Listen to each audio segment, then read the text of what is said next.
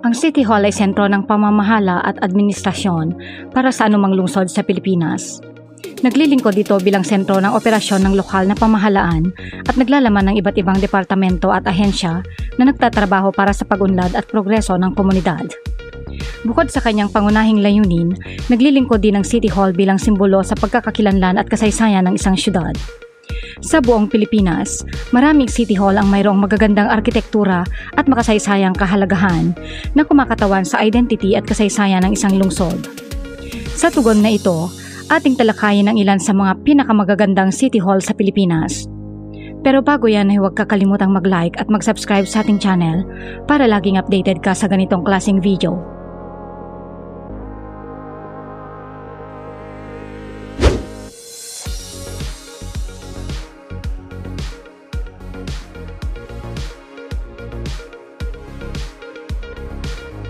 Dapitan City Hall. Matatagpuan ang Dapitan City Hall sa Sunset Boulevard, malapit sa Dr. Jose Rizal Memorial Hospital sa Zamboanga Peninsula.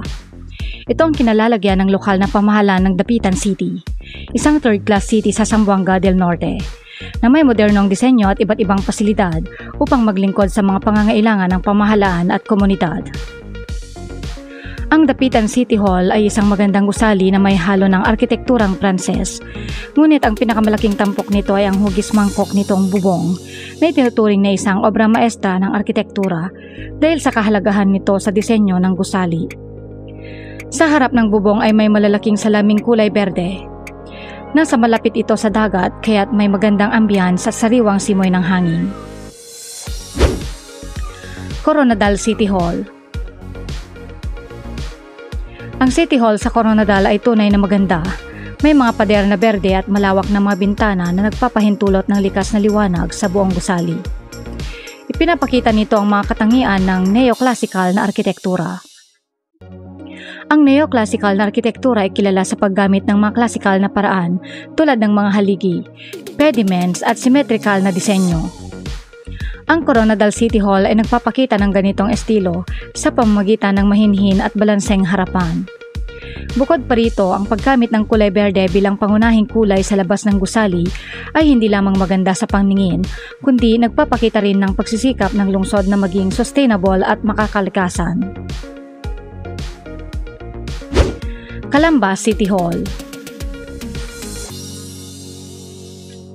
Ang gusaling panglunsod ng Calamba ay opisyal na tinatawag na City Hall ay matatagpuan sa plaza ng Calamba, Laguna. Ito ay mayroong 3 palapag at 4 na elevators. Ang Calamba City Hall na ipinatayo noong 2009 ay gawa sa octagon pine na nagsisilbing pangunahin at panglingkod na gusali. Nagdesisyon ang LGU Council na gawing octagon shape ang bagong City Hall na pinaniniwala ang isa sa mga kakaibang City Hall sa Pilipinas ngayong ika-21 siglo, na kumakatawan sa Calamba City bilang bagong regional center ng Calabar Zone. Manila City Hall.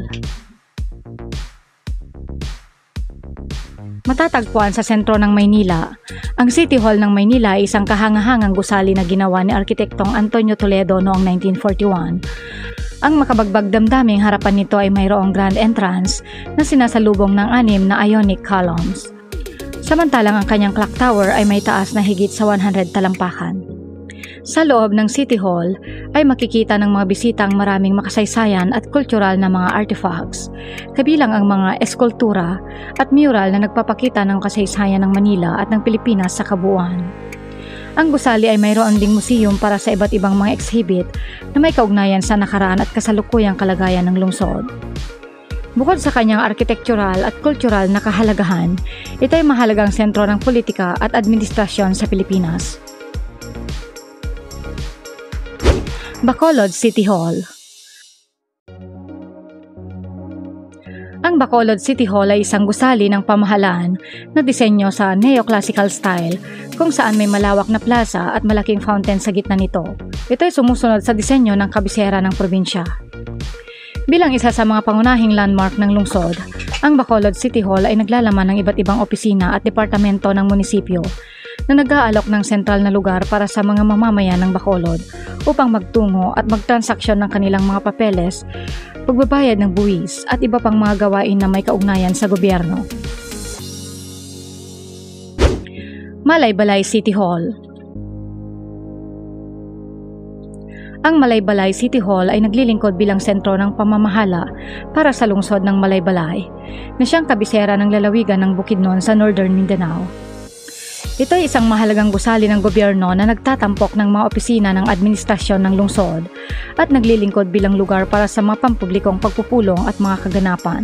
Ang arkitektura ng gusali ay sumasalamin sa kayamanan ng kultural at kasaysayan ng lungsod, na may halong tradisyonal at modernong elemento ng disenyo. Bukod sa Simbahang Katoliko at Bukidnon Provincial Medical Center, ang Malaybalay Grand Mosque at Capitol Grounds na parehong malapit lamang sa City Hall. Puerto Princesa City Hall. Ang New Green City Hall ay isang 4 na palapag na gusali sa Puerto Princesa na may sariling wastewater treatment facility, solar panels, roof garden, helipad, generator at power supply accessories, firefighting facilities at ang mga kasangkapan at furnitures na may 2 estruktura. Ito ay tinatawag na New Green City Hall dahil sa sustainable design nito na sumasang-ayon sa natural na topografiya at contour ng burol at nag-a-adapt ng konsepto ng green architecture.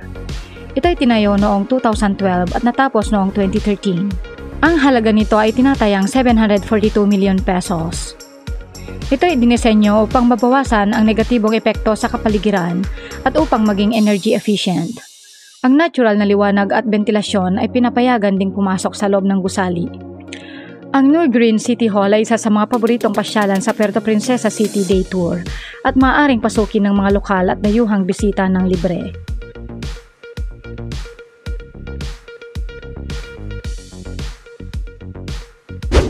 Tagum City Hall. Ang bagong City Hall ng Tagum City ay disenyo ni Sol Flores, isang arkitekto mula sa Australia at ginawa gamit ang mga material na bakal at salamin. Ang pangunahing tampok nito ay isang atrium na ginagamit bilang venue sa iba't ibang mga kaganapan at naglalarawan ng kultura ng lungsod. Sa harap ng gusali ay makikita ang mga eskultura na likha ng isang lokal na artist na nagngangalang Kublai Millan, na nagpapakita ng iba't ibang mukha ng Tagum City bilang music capital ng Mindanao. Ito ay tinuturing na pinakamodernong City Hall sa Pilipinas kumpara sa klasikong Greco-Roman na estilo na karaniwang ginagamit sa mga establishmento ng pamahalaan sa bansa.